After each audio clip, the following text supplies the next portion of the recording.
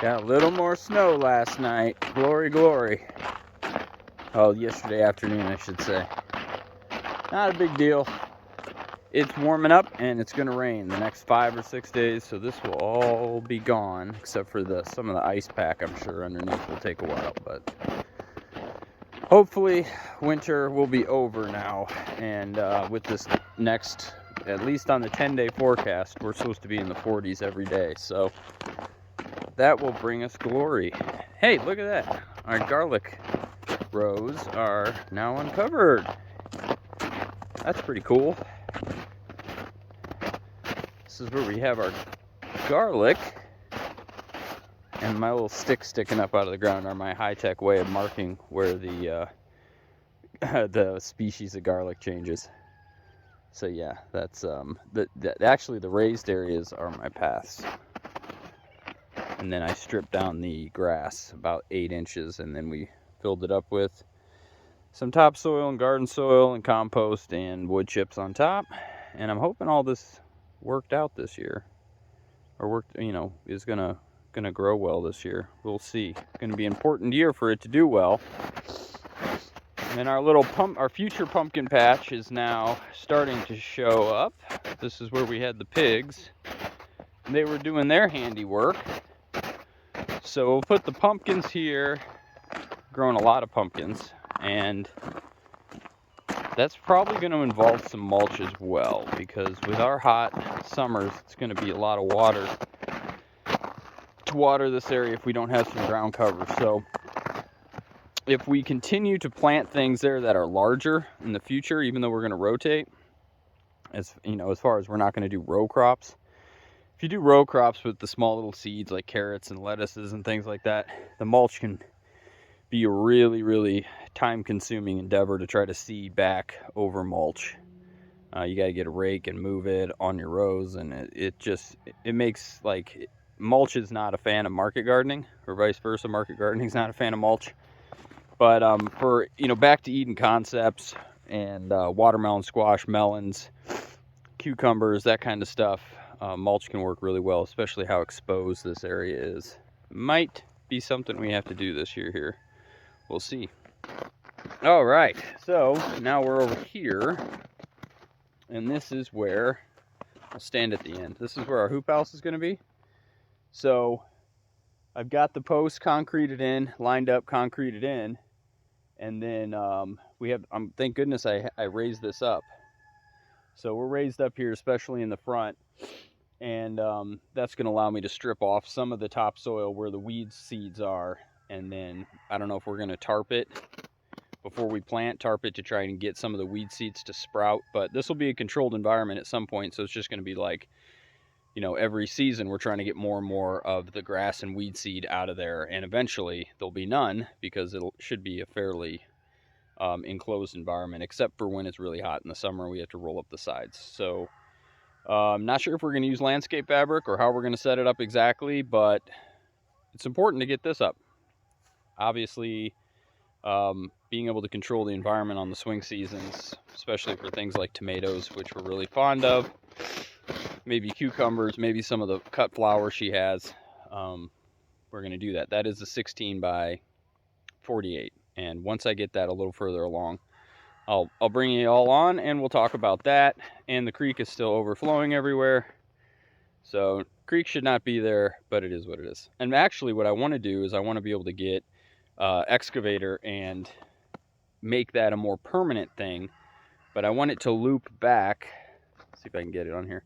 I want it to go that way and then back to the creek, so that I can plant fruit trees on either side and really hydrate the soil. But I need to berm this up.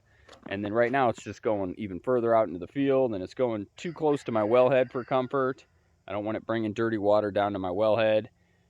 So this needs to be handled. Look at that cloud over there, the mountain poking above. That's pretty awesome looking. Spring is a really pretty time of year here in Idaho. Especially northern Idaho or central Idaho with the mountains, because you just get these awesome swings and you still have tons of moisture, right? We haven't dried out. That tends to start sometime in June where we start getting dry. But with all the moisture in the air and all the temperature variance, you just get some cool fogs and cool clouds, and some cool looking vegetation starting to pop up. So I'm trying to look on the bright side of things these days. And as much of a pain in the butt as it is to grow in Idaho, it is pretty country. It really is. And I took the kids back here into the cougar woods.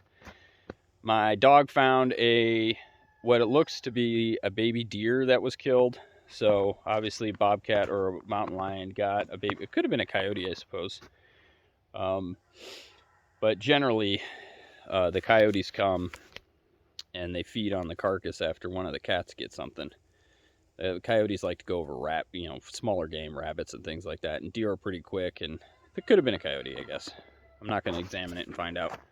But, we've got tons of those in there. And so we went over there, and there's a really pretty area by the creek where it's this pine needle. It's like a little alcove with pine needles kind of blocking out the weeds and the grass. And you can just sit there and listen to the creek water go by. So we don't explore the woods enough. And really, because with my physical condition, it's like a total pain in the butt to tame this property. And until I can get a fence on that line, I mean, I have to be out here with the kids unless they're in the fenced garden area. They can have some kind of buffer or barrier to go, oh crap, there's a bobcat, there's a wolverine, there's a bear, there's a mountain lion. Not that a mountain lion can't jump over an 8-foot fence, but the biggest part with mountain lions is you don't want them to get the drop on you, because that's what they do. They're very sneaky. You know how you've seen your house cats crawling around and trying to get the drop on stuff. Well, put that with a 160-pound mountain lion, it's a whole different ball game. So at least out here in the open, I can see the mountain lions getting close, and they can see them, and they have some fenced areas where they have some good exits and where I can, handle the situation. So maybe I'm being overly cautious, but it's been a real thing. I mean, my wife was telling me a story where a lady and a husband were walking with their child. The husband, I believe, was in the back, the wife was in the front, and the child was in the middle. They're walking on a single file on a trail. This goes I think it might be a couple decades old, but it was posted by a woman whose father was a park ranger. And this mountain lion snatched the kid from between them as they were walking on the trail. And they just said, it snatched so fast the kid's shoes were still in place. The cat took it out of its shoes, the small child. Horrendous story. So, it all depends on how hungry they are. And this year, obviously, it's still cold, so it's not like they've been feasting heavily over the winter, I wouldn't assume. So once we get closer to summer, closer to the warmer months, end of April, when I know the predators have their bellies full, be a little less concerned about it. But coming out of winter, they're all looking for plenty of grub. So anyways, on to a better topic. We're getting this. I forgot one post here. I can't find it because I was going to do this earlier last year, so I brought some of the posts out, and apparently it's somewhere under the snow. So I can't find the last post, but it is what it is. I haven't even checked these yet this morning. Holding pretty solid.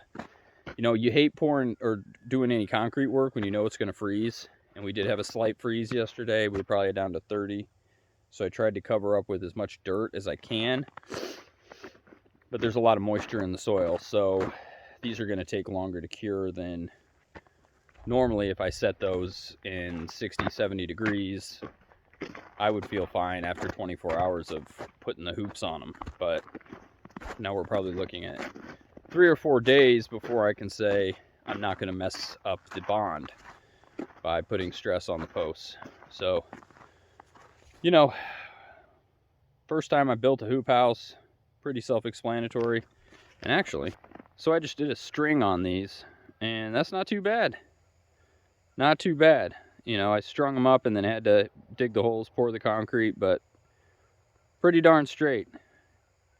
Cool. All right, and these tops are going to get cut because the post pounder kind of jacked up the top. It mushroomed it. So we'll string a chalk line across all of them because my back post is level with this front post. And so we'll string a line from the back post to the front post, chalk all these, and then I'll just take the metal grinder and we're gonna cut them off. That one that's sticking up way high was, I came down on a rock that was about the size of a basketball, about 2 feet down, and I couldn't get it. So that's sitting on top of that rock, and I just poured concrete on top of the rock.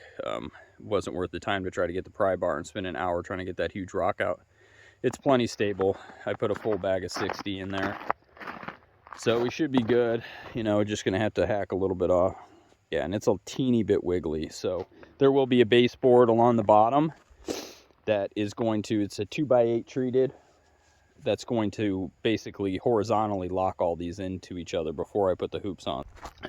So the last few days been pretty crazy as far as, I did something again to my back. So yesterday I was going to shoot a video, and I think I actually filmed most of it, but I was just not functioning very well. So I ended up not posting it and just thought I'd redo it today.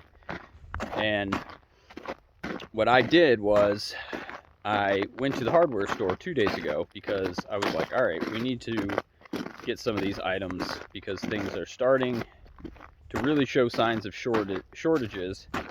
But I wanted to do stuff like buy wood for the end wall because the sawmill's not up yet. Should have wore a glove on this hand.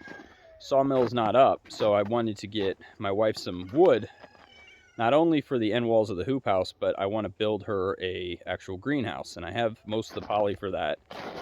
But cedar was $28 for a 2x4. $28 for a 2x4. Now I know cedar is the more expensive wood. You know, if you get white fir or red fir or just the pine 2x4s, it's cheaper. But even the regular fir interior non-treated 2x4s were 11 bucks. That's insanity. Absolute insanity. I live within 15 minutes of 3 sawmills, like big sawmills. I've got Forest Service land. I just pick a road. I can go find some Forest Service land, probably 3 different companies in less than 20 minutes of driving. And they're going to charge me that much money. That just shows you how rapidly the US dollar is losing all credibility across the globe. Because that's what it is. This is not transitory inflation. This is transitioning to another system. All right, this system's going to go bye-bye. So with that, another thing that I did is I'm trying to get a solar well pump kit spec'd and installed. Well, I'm going to install it, but spec'd and purchased, I should say. I looked on their batteries, so he gave me a quote. He gave me the batteries that he wanted me to use for it, and I was like, yeah, these are kind of crappy batteries. They're not expensive, so whatever. If you have kind of a lower grade battery, it is what it is. You're not paying extra. He wasn't upcharging me for something. So I just wanted to go on the website. This is a local company, somebody I can drive and pick this stuff up. I don't have to worry about shipping and shipping delays and all that stuff. Take me an hour, I can grab it, I can be back, and I know my family's going to have water no matter what happens. Every single battery. This is a decent sized company. They're not massive because they're like, you know, they're a local company, but they've got connections with a lot of the dealers. Either 85% of their batteries were either just said out of stock, or maybe 20% of that 85 said available on back order. And then maybe that 10 or 15% of their normal battery load was in stock.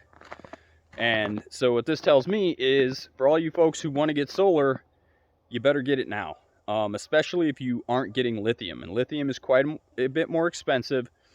And if you live in a cold environment and that lithium battery is not going to be heated, you're not going to have a fairly stable temperature.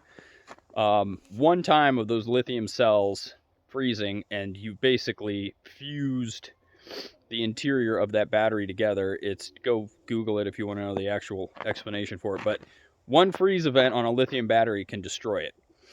So, like, if you try to charge a lithium battery under 32 degrees, like, you can totally tank the whole thing. So if you had like a $4,000 lithium battery and you live in a cold environment and you're in an off-grid or grid-down sort of situation, that would be bad news. So as far as their lifespan, much better. They're charged. You can dissipate the battery lower. You can bring it down like 80-85% on lithium most of the time.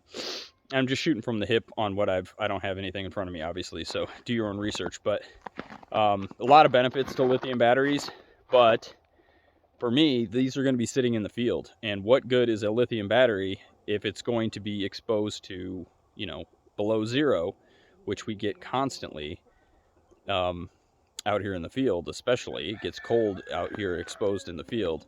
And I'm going to just build a little thing for it. I'm not going to try to supply heat for it. Now, theoretically, I could, you know, build a whole pump house, but now we're talking about another 10 grand and another time expense as well. So that's not something we want to do right now. I just want to have something that's a solid backup so I can say, okay, the animals have water, my family has water in case my pump fails and I can't get another one, or, you know, heaven forbid the power goes out or whatever might happen.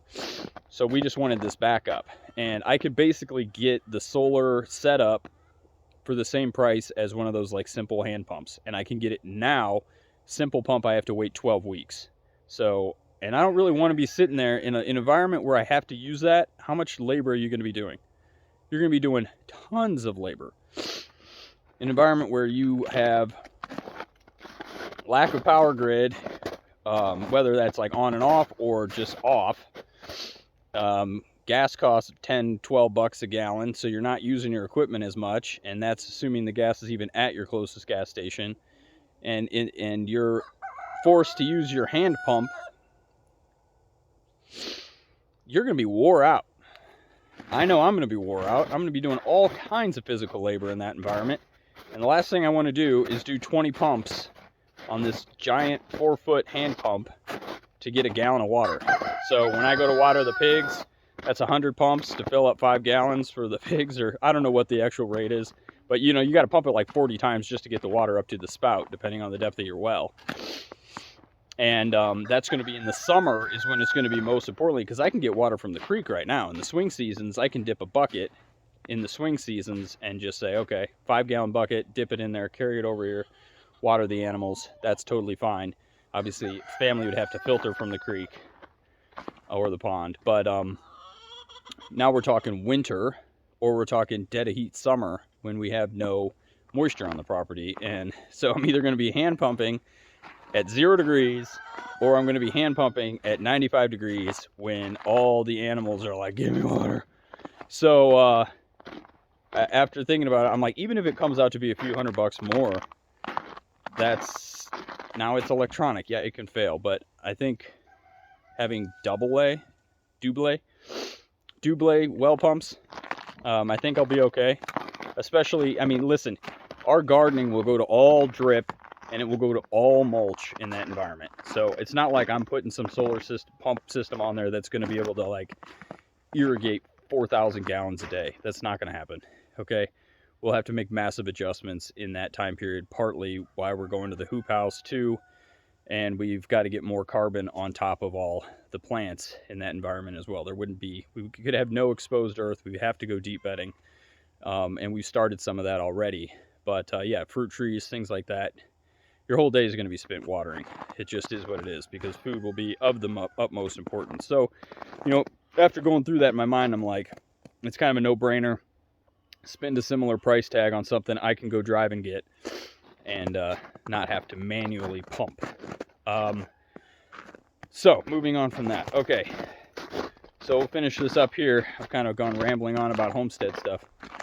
And we are getting a boar. I'll do another video on that for sure.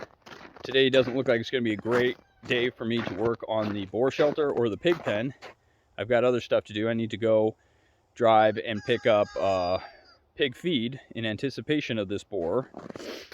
So that's kind of a big development for us. We got offered to breed it, right? So we're searching for somebody to get our 2 female Mangalitas bred. Well, $200, we're like, okay, that's not bad. Well, it turns out these people are moving. So they're like, hey, do you want to buy the boar? And we were like, okay, well, how much? So we're spending $500 to buy the boar. And they have 2,100 pounds of feed that we also bought from them. So we're going to get this boar and another 2,000 pounds of feed, which is going to be important. And then I'm picking up 2,000 pounds of feed. So 4,000 pounds of feed, we should be good for close to a year, depending on, I guess we got piglets, so that might cut into that quite a bit once they start eating grain.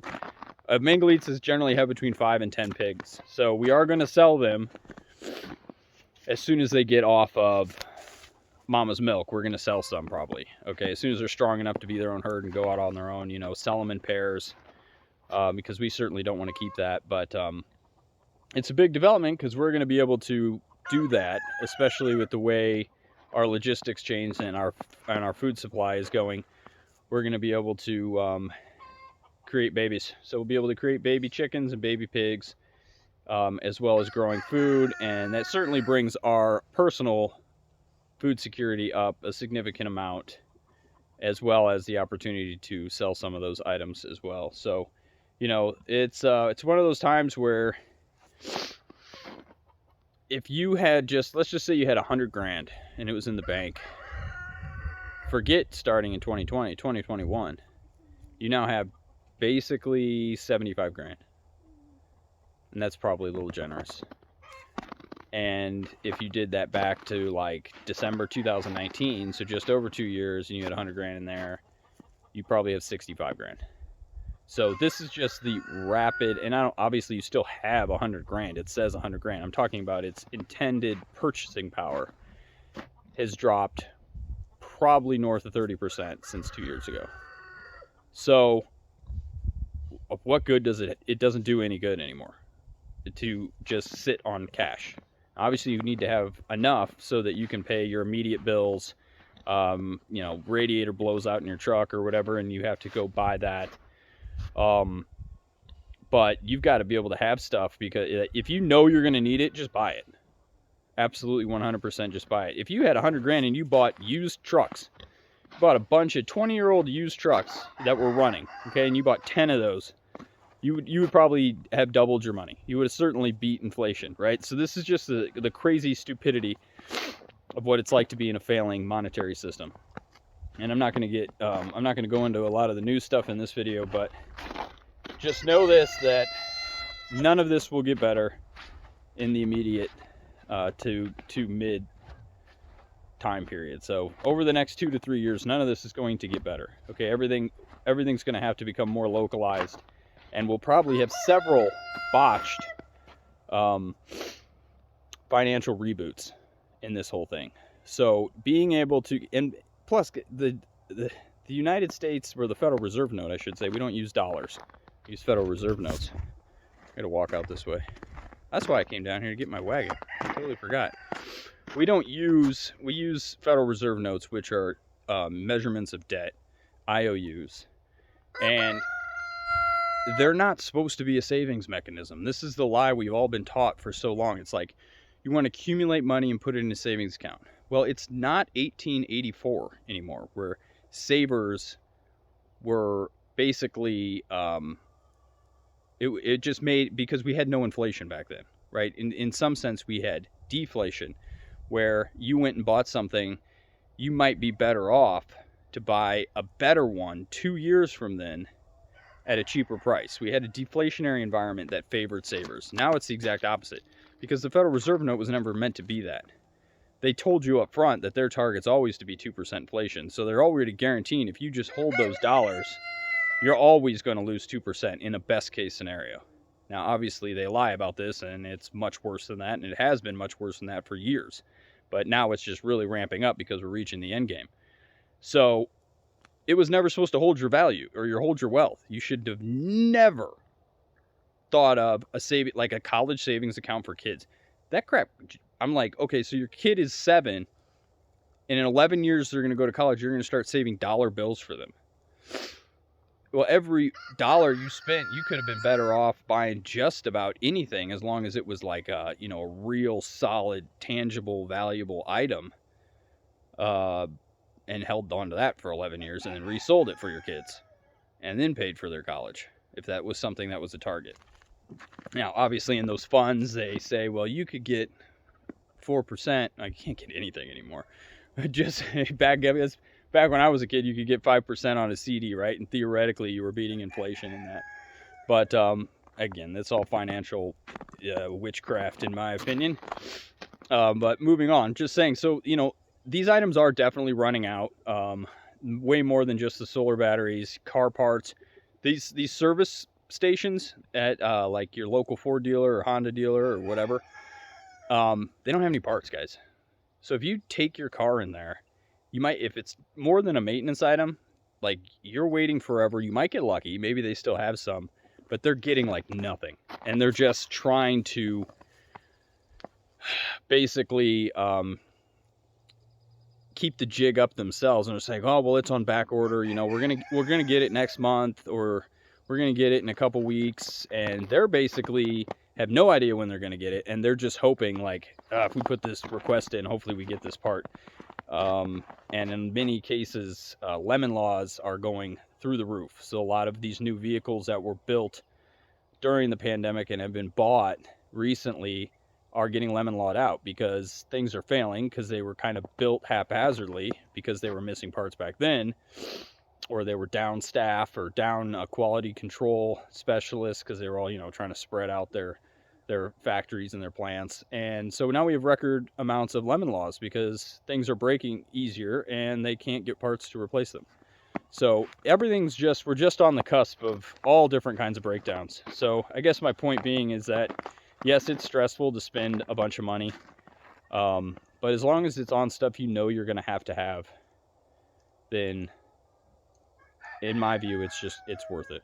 And then what's worse, you have the things you need and you can provide your family with food and fresh water, and you have to pick up a second job if you need to? Or is it to be caught in a situation where you can't water your animals and you're scrambling to get fresh water and food enough for your kids to be able to fill their bellies and repair the things on your house that need to be repaired so they don't turn into more catastrophic issues? To me, it's the latter. You just got to do it, and if you need to, you find a way to make some more money, right? So I guess with that, we'll end it, and I hope you all are doing well, and I am off to get some more pig feed and figure out where the heck I'm going to put it, because I haven't built a shed yet for feed. So who knows? We'll pile it in the shop, try to keep it away from mice, which we'll fail miserably at, and so that means I'm going to have to rush and build some kind of feed pen. Oh, so much to do. Bye.